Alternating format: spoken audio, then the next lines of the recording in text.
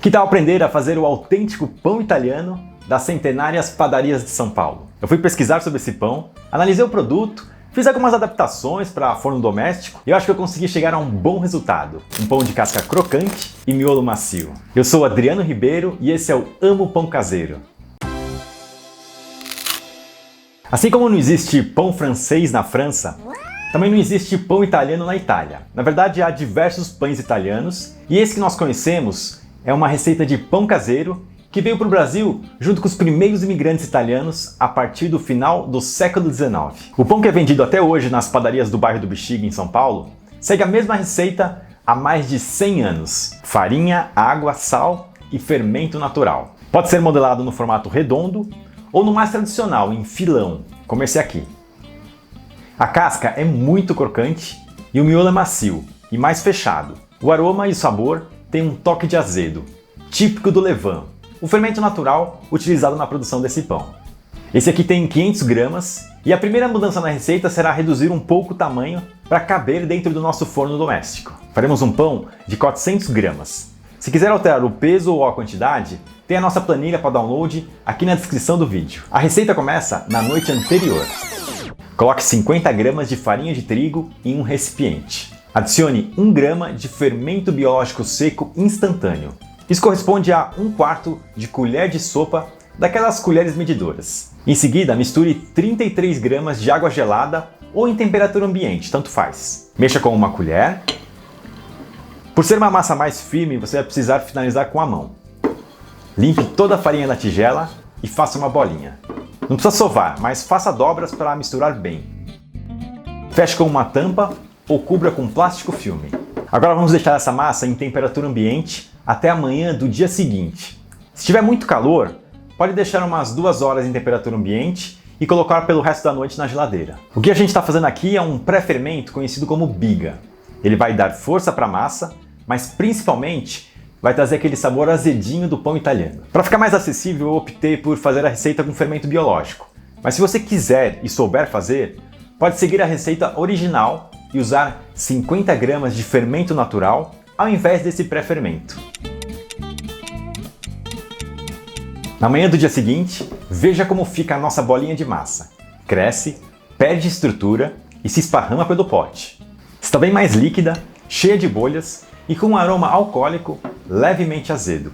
Esse vídeo tem um patrocínio da Coamo Alimentos, uma cooperativa com quase 30 mil associados que produz ingredientes de qualidade para suas receitas. Além das 3 farinhas Coamo que iremos conhecer em detalhes ao longo dessa série de vídeos, a Coamo produz cafés excelentes e margarinas com textura leve e cremosa, elaboradas com óleo de alta qualidade. Saiba mais em youtube.com/coamoalimentos. Em uma tigela grande, adicione 250 gramas de farinha de trigo. Aqui vamos usar a farinha de trigo Coamo Super Premium, feita com a parte mais nobre do trigo, que além de produzir um miolo bem branquinho, é uma farinha forte com alta absorção de água, ideal para pães artesanais. Ela deixa a massa super fofinha e com um sabor incrível. Pese 2 gramas de fermento biológico seco instantâneo, que corresponde a meia colher de sopa. Coloque 6 gramas de sal, misture rapidamente os 3 ingredientes, adicione a biga que fizemos ontem à noite e vamos adicionar a água. Como eu disse, a Coamo Super Premium absorve bastante líquido, então eu vou colocar 170 gramas, mas eu sugiro que você comece com 150 gramas de água. Aí, se necessário, adicione mais durante a sova. Misture com uma colher até onde conseguir. Então use as mãos para agregar toda a massa. Pegue a farinha seca no fundo da tigela e vá trazendo até o centro. Faça isso até agregar toda a farinha, então transfira a massa para a bancada. Nesse ponto a gente verifica a consistência da massa para ver se precisa de mais água. Não pode ficar nem muito mole, para a gente conseguir modelar e não achatar durante a fermentação, e nem muito firme, para o miolo não ficar duro. A massa tem viscosidade, mas não gruda nos dedos, nem na bancada, e pode ser esticada com facilidade. Aqui eu não preciso de mais água, e já posso começar a sovar. Se a sua massa estiver muito firme, coloque mais 10 gramas de água, bem pouco mesmo. Misture por 5 minutos, então teste novamente a consistência. Se ficou muito grudenta, é provável que você tenha exagerado na quantidade inicial de água. Dá para colocar um pouco mais de farinha, mas o ideal, na próxima vez, é começar com menos água. Usando a base da palma da mão, empurre a massa na bancada, sem muita força. Então, Dobre ela de volta ao ponto original. Vire em 90 graus com a emenda para cima e repita o movimento de empurrar e dobrar por 5 a 10 minutos.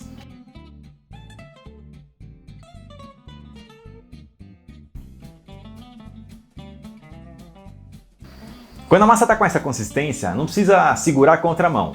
Dá para fazer um movimento de esticar e dobrar umas 3 vezes e depois girar.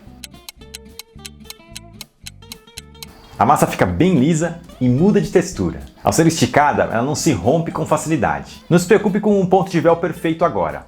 O glúten ainda vai se desenvolver até o final da fermentação. Unte a tigela com um fio de óleo vegetal. Modele uma bola e coloque a massa dentro. Cubra com um pano umedecido para não ressecar. Vamos deixar fermentar por 30 a 60 minutos. Depende um pouco da temperatura. Quanto mais frio, mais lento. Não esquece de se inscrever no canal para receber um aviso sempre que a gente publicar novos vídeos. No YouTube, é só clicar no botão inscreva-se logo abaixo. Veja que a massa ganhou volume, mas não de maneira exagerada. Se deixar crescer demais, pode não dourar dentro do forno. Transfira para a bancada para que possamos fazer a modelagem. Você vai perceber que após a fermentação, a massa tem um ponto de véu bem mais elástico. O tempo é a melhor técnica da panificação. Então vamos modelar. Coloque a parte mais lisa virada para baixo, aperte com a ponta dos dedos para remover as bolhas e tirar o excesso de ar. Lembre que a gente não está buscando grandes alvéolos, mas um miolo mais fechado. Vai enrolando a massa a partir do lado superior, sempre apertando com os dedos, e empurrando com os polegares para deixar a parte externa mais esticada possível. Finalize apertando toda a emenda com a base da palma da mão. Vê se consegue enrolar a massa sobre a bancada. Se estiver grudando como a minha, polvilhe um pouco de farinha, bem pouco. Agora sim! Comece com uma mão, fazendo um movimento suave para frente e para trás, para alongar a massa. Logo depois, use as duas mãos e repita o movimento de vai e vem até atingir 30 a 40 centímetros. Finalize enrolando as extremidades até ficar com essas pontinhas. Pode deixar a superfície da massa ainda mais esticada, arrastando ela sobre a bancada com o antebraço ou usando as duas mãos. Veja como fica bem esticadinha. Bom, a partir desse momento, a gente tem dois caminhos para seguir. A primeira opção é a mais simples, colocar o pão em uma assadeira comum, deixar fermentar um pouco e assar no forno. A segunda é um pouco mais complexa. Eu recomendo para quem já tem uma certa experiência. A gente vai fermentar em um pano de linho e assar sobre uma pedra refratária. Vamos começar com o primeiro método. Unte uma assadeira com um pouco de óleo vegetal. Coloque o pão modelado com a emenda virada para baixo, cubra com um pano umedecido e deixe descansar um pouco menos do tempo que ficou na primeira fermentação. A minha foi de 60 minutos, agora eu vou deixar 45. Ligue o forno para pré-aquecer. Coloque em 250 graus Celsius, com calor somente na parte de baixo. Precisa esperar no mínimo uns 30 minutos. Antes de assar a massa, coloque um ou dois panos enrolados dentro de uma forma de bolo ou de uma assadeira com borda alta. Despeje água fervendo sobre os panos, preenchendo até a metade da forma. Coloque ela dentro do forno, na parte mais baixa. Isso vai gerar bastante vapor e garantir que o pão cresça. A massa ganhou volume e se esparramou levemente na assadeira. Agora faremos dois cortes na superfície, usando uma faca afiada ou uma lâmina de barbear presa a um palito. As linhas devem ser retas e paralelas entre si. Uma começa na extremidade do pão e vai até um pouco depois do meio. A outra começa um pouco antes do meio e vai até a outra extremidade. Rasgue a massa com um primeiro corte e depois tente fazer um movimento rápido e contínuo. Pode repassar a lâmina em alguns pontos que não tenha ficado muito fundo. Repare que meu corte ficou um pouco enrugado. Isso pode indicar que a lâmina não estava bem afiada ou que a massa fermentou por tempo demais. Mas vamos em frente. Coloque a assadeira na parte mais alta do forno e borrife um pouco de água na parte de baixo, para gerar ainda mais vapor. Asse por 30 a 40 minutos a 250 graus Celsius. Após 15 minutos, o pão já cresceu o suficiente e a gente pode cortar o vapor. Retire a forma com os panos e aproveite para virar a assadeira.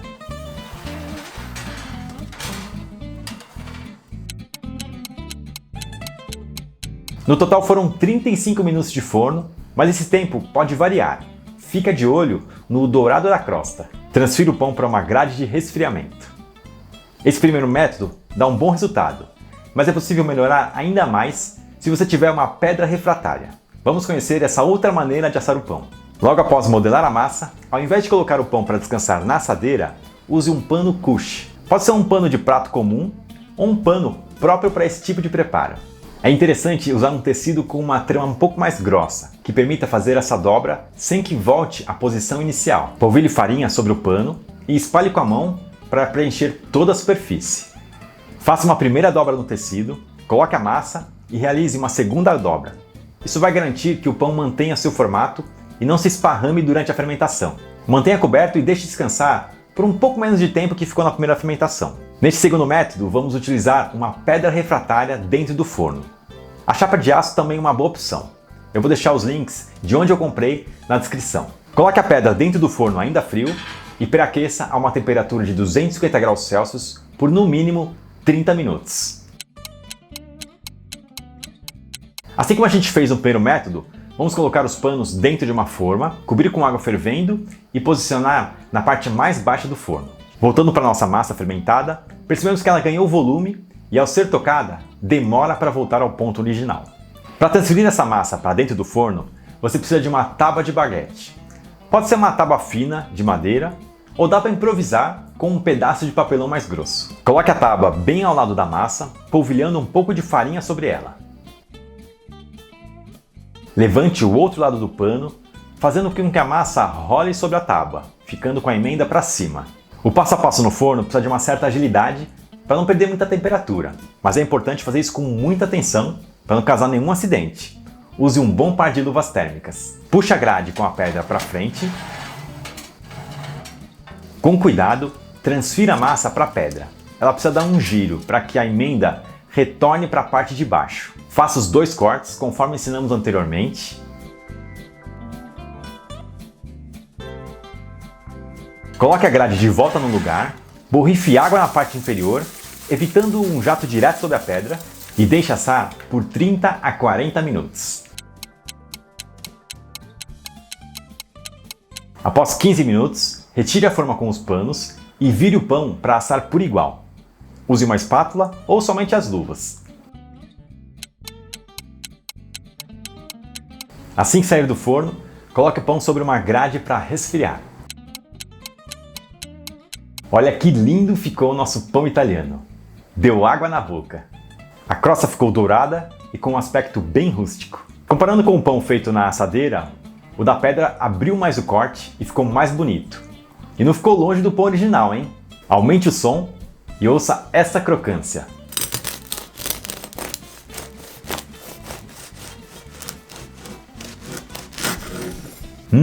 Miolo macio e branquinho.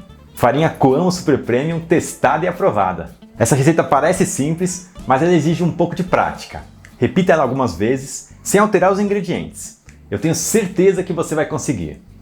Tire uma foto e me marca lá no Instagram, @amopãocaseiro. Qualquer dúvida, deixa sua pergunta aqui nos comentários. Lembrando que quem é membro tem acesso antecipado aos vídeos, além de prioridade nas respostas. Clique no botão Seja Membro e saiba como participar. Acesse agora o nosso site, amopãocaseiro.com.br e faça o cadastro gratuito para receber por e-mail receitas e novidades sobre panificação artesanal. Até mais!